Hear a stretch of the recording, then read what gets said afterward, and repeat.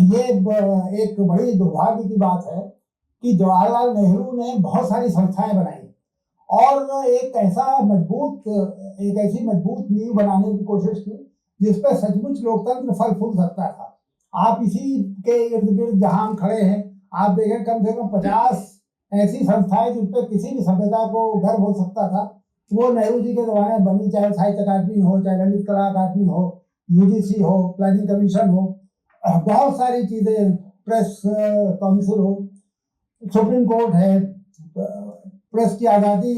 के लिए लड़ने वाले बहुत सारे अखबार बहादुर शाह जफर रोड पर हैं। इन सब सारी संस्थाओं को ये जवाहरलाल नेहरू के बाद जो भी आता गया, उसमें किसी भी शासक के मन में इनको लेकर के कोई, जिसे आप कह सकते हैं कि जेन्युइन किस्म का प्रेम नहीं था। मजबूरन आप कुछ नहीं कर सकते थे, संस्थाएं बनी है, वो चलती रहती थी, चल रही थी, लेकिन सबने किया। इंदिरा गांधी ने भी कमिटेड जुडिशरी की बात की, राजीव गांधी प्रेस की आजादी खत्म करने वाला बिल लाए, लागू नहीं करा पाए, सभी ये करते रहे।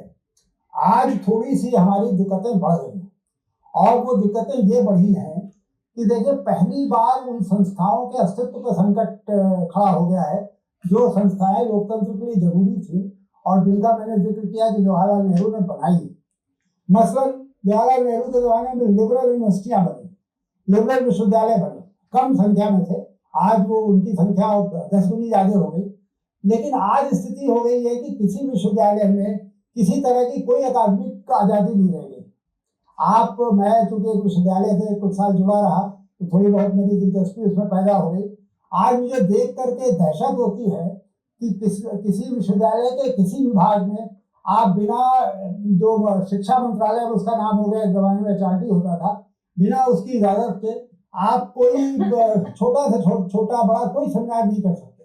विदेशों से कोई वक्ता नहीं बुला सकते। यहाँ जो देशी वक्ता है उनमें भी आपको स्क्रीनिंग फेस करनी पड़ती। जो अपॉइंटमेंट हो रहे हैं, जिस तरह से उनके बजट पे जिस तरह से नियंत्रण किया जा रहा है,